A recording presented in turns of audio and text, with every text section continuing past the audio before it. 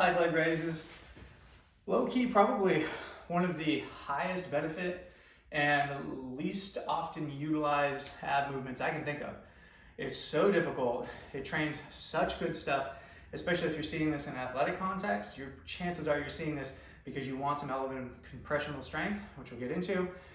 They're very difficult, very easy to do, no equipment needed, and yeah, I don't know why they're not utilized more often. So let's start easy because this is very, very difficult compared to kind of how simple it looks. Legs are out, toes are pointed, gymnastic bonus points, just a good habit to have. My hands are gonna start, you know what, they can start behind you. This is totally fine. This isn't where I want you to do your work, but to paint the example. From there, I'll lift my legs.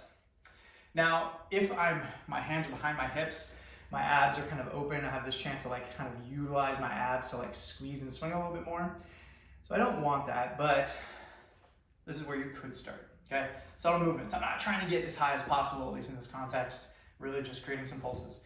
Now, as my hands get closer and my abs are a little more closed down, you can imagine the ability for my muscles to contract as they get closer and closer to their end range becomes more and more difficult. So if I bicep curl and I get 90%, if I bicep curl, I get 50% of the way. Well, getting reps through here is like ordinary, let's say. As I get to say 90% and then curling through here, if I'm in this disadvantaged position, think like top of a chin up or something, it's like, whew, this is like really tough to stay in this end range. If I get basically all the way closed down and then I'm trying to fight for more space, that's what this movement is like. So I get to here, and this is a pretty difficult place for most people to start. Hands, let's say just behind the knees, and I'm raising up. I'm trying to keep my chest as much over my hips as possible. The further away I get, the more I kind of fall back into that original position of just using a little too much abs to fling my legs up there. Small, tight range of motion. Not unusual at all for people to get cramps in the quads, cramps in the abs. Your body is not used to this. We're training this. As you get better, hands go in front of the knees, and this is brutal compressional strength. And to use my sport, jiu-jitsu, as an example, compressional strength is directly related to retaining guard or defending against a back take. So some of these hooks are trying to get in, and it's like, nah, not in here. I have such a high ability to basically squeeze my legs into my own abdomen that you're not getting in there.